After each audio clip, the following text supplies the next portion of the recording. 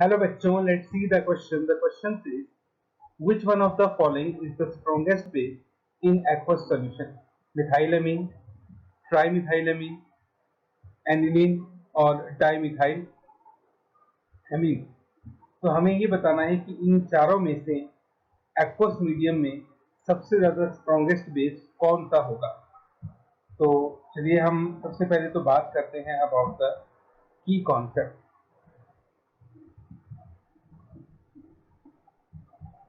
And the key concept is, in aqueous medium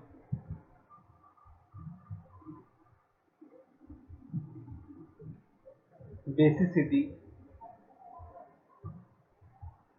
depend upon three factors. First, inductive. Second, steric. And third, solvation. ठीक, तो इन तीनों factors पे हमारे पास depend करता है कि स्ट्रॉन्गेस्ट बेस कौन सा होगा। तो अब हम इन तीनों बेसिस के ऊपर वन बाय वन चेक करेंगे बेसिसिटी की स्ट्रेंथ। सबसे पहले तो aniline is least basic as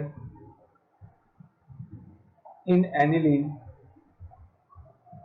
lone pairs are not available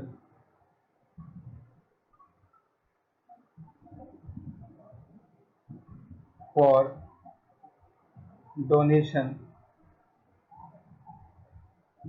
due to resonance। ठीक, एनिलीन में रेजोनेंस हो जाती है। रेजोनेंस की वजह से नाइट्रोजन के लोन पेयर रिंग में इन्वॉल्व हो जाते हैं, जिसकी वजह से नाइट्रोजन पे आ जाता है negative charge, sorry positive charge. ठीक, तो नाइट्रोजन अपने लोन पेयर लूज कर देगा, जिस वजह से वो सबसे लीस्ट बेसिक होता है।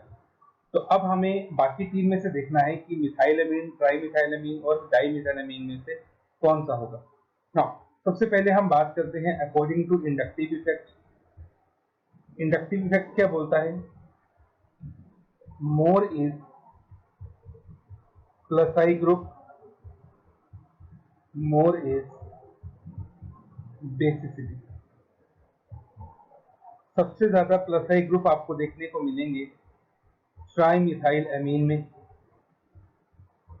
तो ये सबसे ज्यादा बेसिक होगा। देन डाइमिथाइलएमीन आ गए,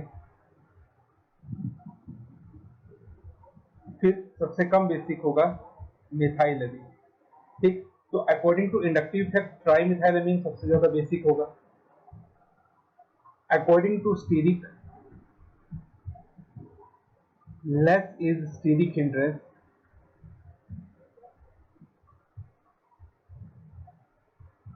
हाई इज बेसिसिटी। ठीक, सबसे कम स्टीरिक हिंड्रेंस आपको मिलेगी मिथाइलएमीन में, तो ये सबसे ज्यादा बेसिक होगा। उसके बाद स्टीरिक हिंड्रेंस आपको मिलेगी डाइमिथाइलएमीन में, और सबसे ज्यादा स्टीरिक हिंड्रेंस आपको मिलेगी ट्राइमिथाइलएमीन में। तो अकॉर्डिंग टू स्टीरिक फैक्टर मिथाइलएमीन सबसे ज्यादा बेसिक होगा। नाउ अगर हम बात करें सॉल्वेशन इफेक्ट की, तो सॉल्वेशन इफेक्ट बोलता है stable is conjugate acid, high is the basicity. Solvation effect कहता है कि कॉन्जुगेट एसिड जितना ज्यादा स्टेबल होगा, उस बेस की बेसिसिटी उतनी ही ज्यादा होगी। तो अब हमारे पास यहाँ पे अगर हम मिथाइलएमीन को लेते हैं, तो मिथाइलएमीन वाटर में जाने के बाद बनाएगा CH3NH3 पॉजिटिव। तो ये मिथाइलएमीन का बन गया कॉन्जुगेट एसिड। ठीक है, ये जो कॉन्जुगेट एसिड है ये बना सकता है 3 हाइड्रोजन बॉन्ड, क्योंकि इसके पास 3 हाइड्रोजन है। वहीं अगर हम बात करें डाइमिथाइलएमीन की, तो ये वाटर में जाने के बाद बनाएगा CH3 ट्वाइस NH2 पॉजिटिव। इसके पास 2 हाइड्रोजन है, तो ये बना सकता है 2 हाइड्रोजन बॉन्ड। और अगर हम बात करें ट्राइमिथाइलएमीन की, तो ये वाटर में जाने के बाद बनाएगा CH3 थ्राइस NH पॉजिटिव, और ये बना सकता है 1 हाइड्रोजन बॉन्ड। कॉन्जुगेट एसिड जितने ज्यादा हाइड्रोजन बॉन्ड बनाएगा वो उतना ही ज्यादा स्टेबल होगा। तो क्योंकि मिथाइल अमीन का कॉन्जुगेट एसिड सबसे ज्यादा स्टेबल है, इसका मतलब सॉल्वेशन के अकॉर्डिंग सबसे ज्यादा बेसिक कौन हुआ? मिथाइल अमीन। उसके बाद बेसिक हुआ डाइमिथाइल अमीन, और सबसे कम बेसिक हुआ ट्राइमिथाइल अमीन। ठीक, तो इस तरह से तीनों ही जो फैक्टर है वो आपको अलग अलग वाटर देते हैं। इंडक्टिव कहता है कि ट्राइमिथाइल सबसे ज्यादा बेसिक होगा, स्टीरिक और सॉल्वेशन कहते हैं कि मिथाइल अमीन सबसे ज्यादा बेसिक होगा। So at last, according to